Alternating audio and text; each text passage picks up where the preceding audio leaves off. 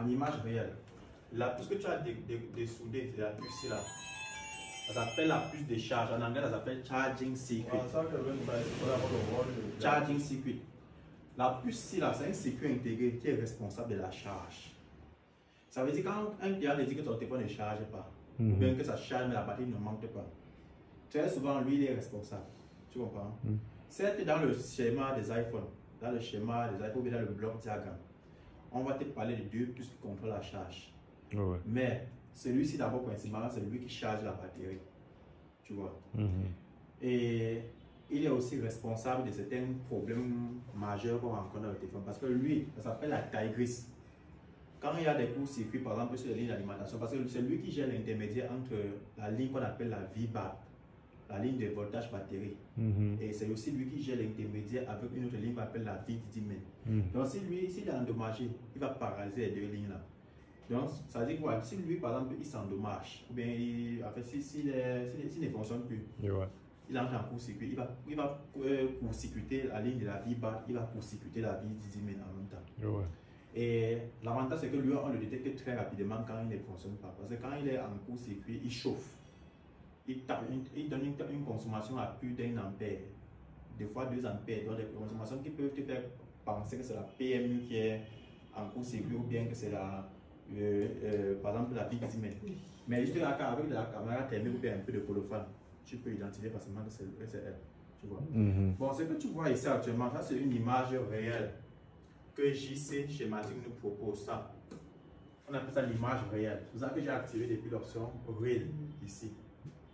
Si je désactive là, ici, on a ce qu'on appelle le bitmap. Bitmap, c'est un ensemble d'images, de pixels. Donc, en fait, c'est comme on peut dire comme des dessins, non? Mais on a associé plusieurs images en une seule image. Ce qui fait que ça donne ce qu'on appelle une image interactive. C'est ça qu'on appelle les bitmaps. Interactive parce que quand tu cliques par exemple sur une ligne comme ceci ou bien sur un composant, tu vois avec qui il communique. Par exemple, là, c'est un condensateur. On reconnaît le condensateur par la lettre C. C veut dire capaciteur en anglais, en français c'est condensateur. Donc, dans les vidéos que je t'ai fait écouter, on t'a expliqué la fonction du condensateur. C'est un composant électronique qui joue le rôle de filtrage. Il filtre, il lisse et stabilise la tension. Donc, il travaille beaucoup avec la tension, les voltages. Donc, lui par exemple, tu as compris, en fait, lui déjà, il fonctionne en parallèle. Donc, ça veut dire quoi? Attends, la souris, c'est vraiment, ce n'est pas bien chargé. Ça veut dire que si, par exemple, le condensateur est endommagé, celui-ci peut prendre le relais, celui-ci peut faire le même boulot. Tu vois un peu? Donc en fait, si celui-ci gâte, si celui-ci ne fonctionne plus, celui-ci va continuer à faire comme si celui-ci fonctionnait. Si celui-ci ne fonctionne plus, l'autre aussi, par exemple, peut continuer. Ce qui est différent d'un composant en série. En série, on a par exemple les résistances. La résistance, comme la résistance ici, là, tu vois là. Si on a la résistance, on voit la lettre R, on dit résistance. Résisteur en anglais.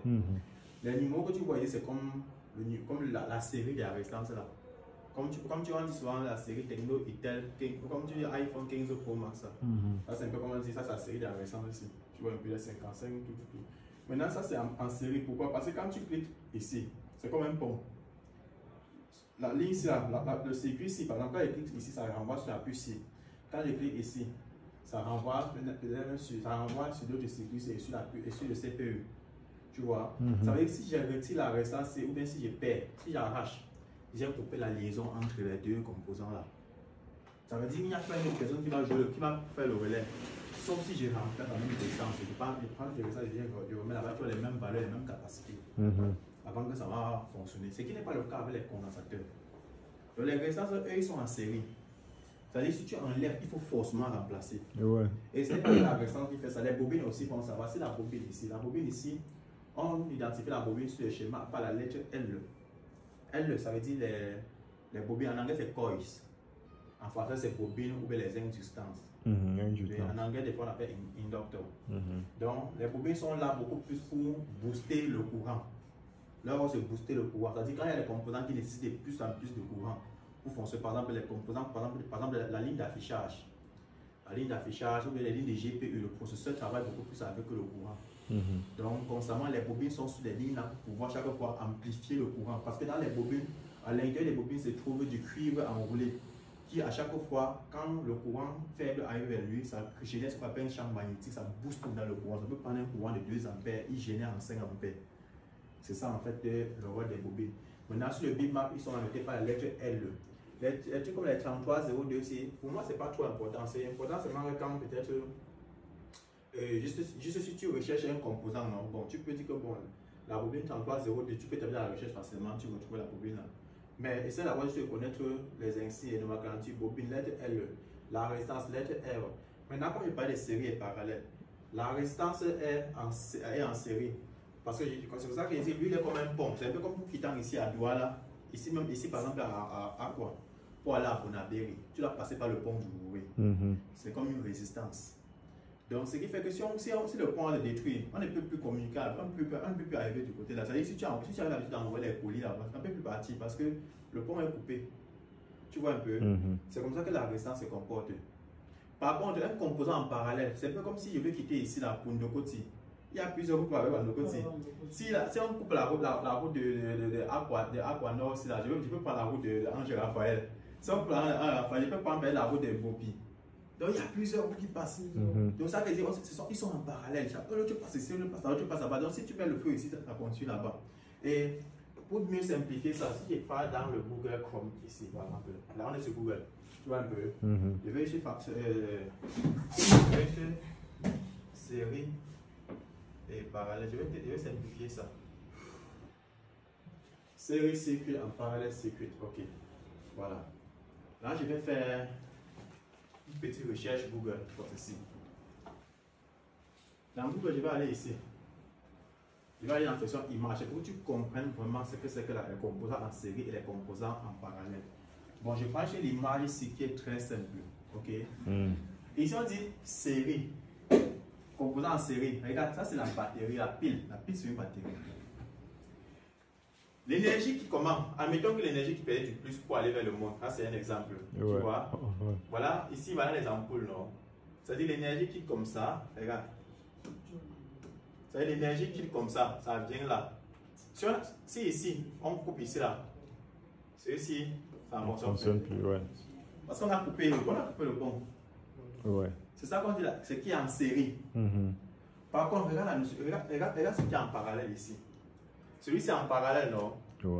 Regarde, il vient là, il vient comme ceci, non? Mais il vient comme ça, il alimente celui-ci. Donc si celui-ci est endommagé, celui-ci va continuer. Si celui-ci est endommagé, c'est celui-ci qui va rester allumé.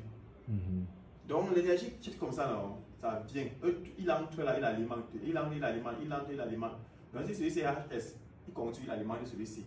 Celui-ci est HS, il continue d'alimenter celui-ci. Ensuite, il continue avant d'arriver là. Par contre, ici, ce n'est pas le cas. Ici, il vient, celui-ci est HS là. Tout le reste, c'est fichu. Ça ne peut plus continuer. Tu comprends un peu? Ça, c'est une leçon très importante d'électronique, série et parallèle. Parce que après, tu ne peux pas savoir pourquoi. On dit souvent que les condensateurs sont en série, pourquoi c'est en parallèle, tout ça. Voilà encore une autre image qui définit encore bien la notion de série et parallèle. Donc là, je vais un peu effacer ce que j'ai d'abord fait. Regarde ici.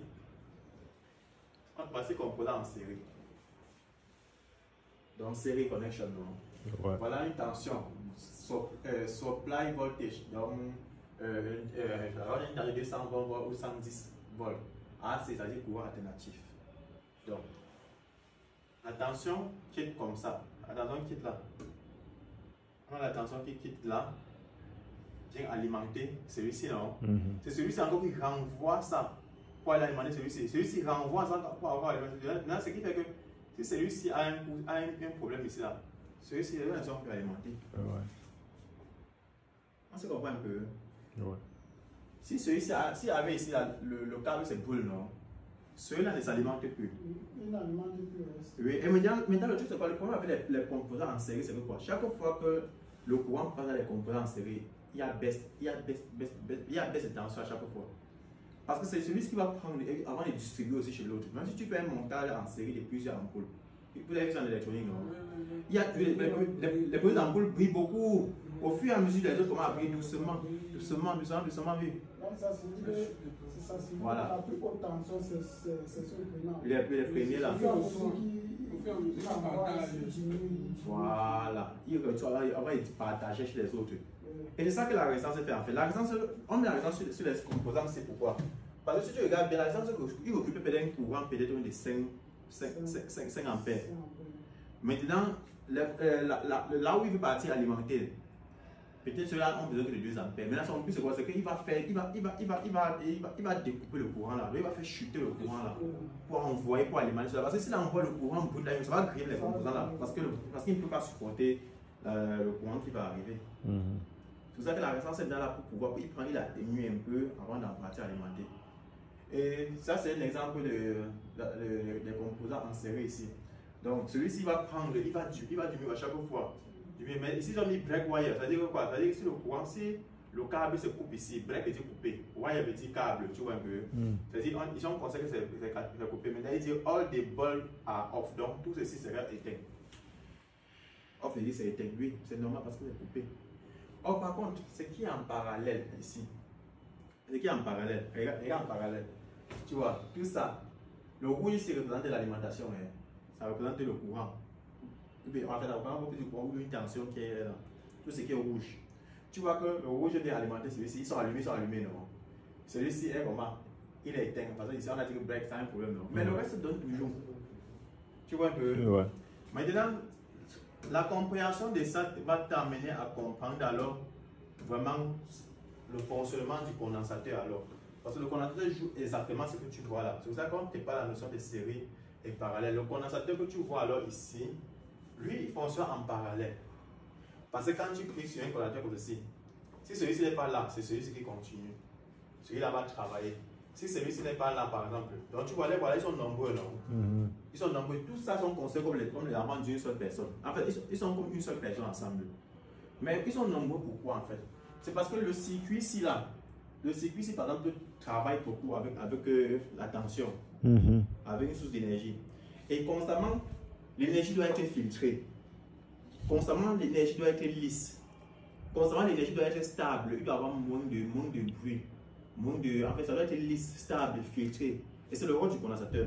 Ils sont nombreux comme ça pour pouvoir se rassurer que le circuit intégré ici, là, que les tensions qui sont avec le circuit traite avec, en fait, on peut dire la tension que le circuit a besoin pour travailler. Non? Il faut pas que ce soit une tension un peu qui n'est pas stable. Il faut que ce soit une tension. Par exemple, si le 2 volts qui arrive, si c'est le 2 volts qui arrive, que ce soit vraiment le 2 volts. Que ce soit pas le 2 volts 3, 2 volts 1, que ce soit un peu comme ça. C'est pour ça que les condensateurs sont là pour jouer le rôle là. Parce qu'ils sont un peu comme des petites batteries en fait. C'est un peu comme des petites batteries. Donc, ils sont un peu comme les régulateurs de tension, un peu comme les onduleurs là. Donc, c'est pour éviter que si le courant veut, ou bien que, bon, en fait, je vais dire attention, si la tension veut un peu baisser là, il sait qu'il a là-bas stocké dans sa petite mémoire pour pouvoir continuer à maintenir le circuit pour que le circuit fonctionne très bien. Tu comprends un peu? Ouais. Donc, sur tous les composants électroniques, tous les 4 mètres, tu vas trouver des condensateurs.